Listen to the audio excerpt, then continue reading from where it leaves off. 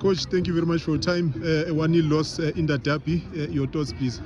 Tough game, tough pill to swallow after playing so well, creating chances. But it's a derby, and credit to Panorama. They fought till the end. Really good game plan. And it's just, it was a 1-0 game, even if we had been on the other end of it. But I think we carry on, we forge forward, but we take lessons from today. Given the importance of the game being the derby, what was your approach tactically to be able to, dominate the game, impose yourself and get the result? Yeah, well, we knew in all derbies there's a psychological element. That's the first and foremost. So we needed to prepare coming to Panorama. Also knowing on the run we're on, they were going to, do their homework in terms of how we approach things and how we set up. So for us it was looking to disrupt them high up the pitch. You have Thiago Khan, good passer of the ball, good range of pass, and you saw it today, some of the quality with some of the passes. But I think we did well. We forced them into a couple of mistakes. They're a team that likes to play. Credit to Panorama's coach for a really good game plan. Coach, you mentioned that you had those chances. The chances you missed, but beside the chances you missed, what would you say perhaps is the reason that you walk away here without the points? I think if we're being critical, I think bodies in the box needed to be a bit better, delivery into the box, and sometimes decision making in the final third.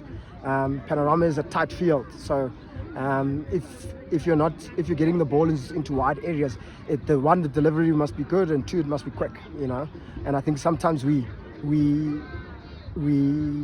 sometimes took a bit too long to do that. But on different days, some of the chances we have go in. The boys were outstanding, effort, top class, and we carry on.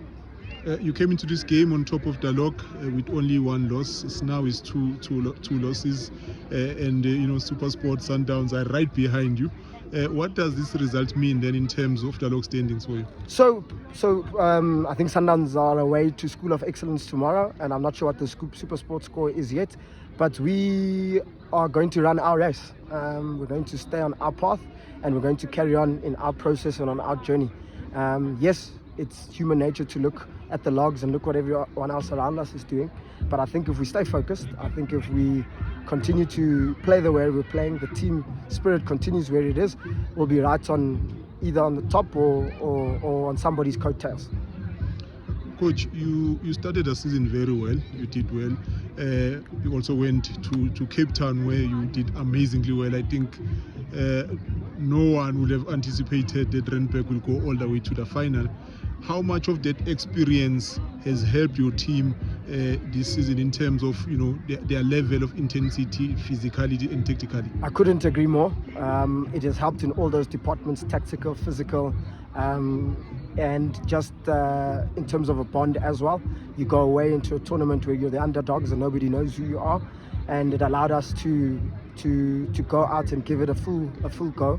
And with all the rains that had happened in pre-season, that was quite disruptive from a physical level. I don't think just Randburg, but across the GDL. So by us going away and teams staying, I think we did get a leg up, certainly on that tournament and the level of the tournament. We cannot hide or not admit that the Bay Hill was a big start of the trajectory.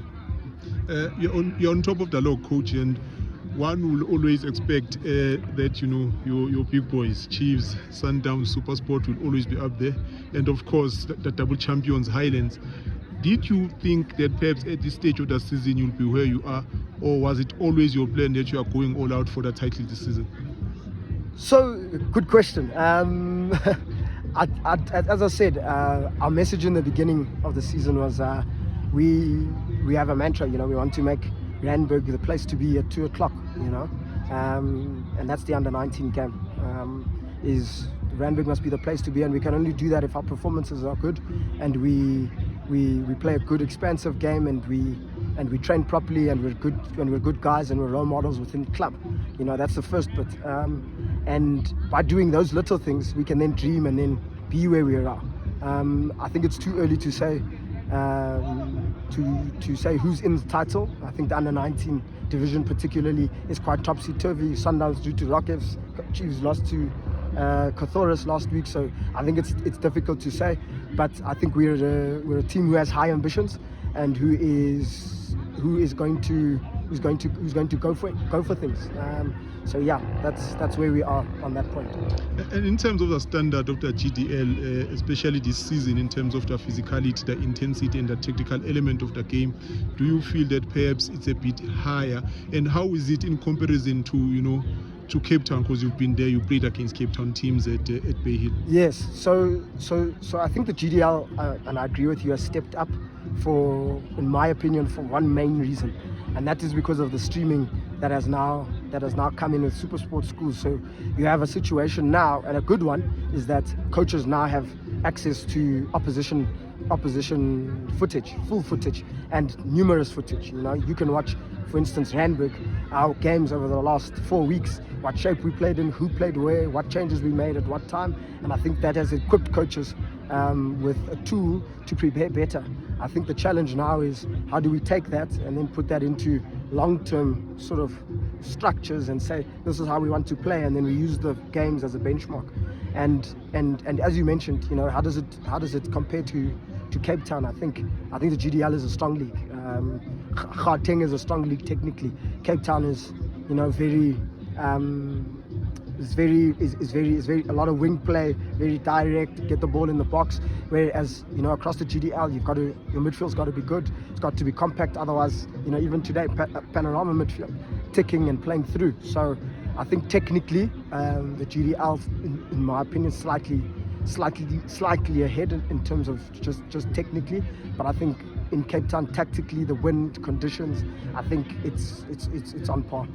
And that it's an interesting point you raise, Coach, because then it means the profile of, say, a winger from Cape Town will be different to a profile of Absolutely. A winger in Gauteng. Yes, absolutely. Because they focus. I mean, you look at some of the best finishers in the country, and where when they're born, Sean Bartlett, as Benny Cape Townian. You look at a lot of the guys in the final third, and they're Cape Townians. And you could see that throughout the Bay Hill. You can see that in a lot of their youth. Really tricky wingers, direct, good runners, and love to score goals. Coach, thank you very much for your input, and all the best going forward. Thank you.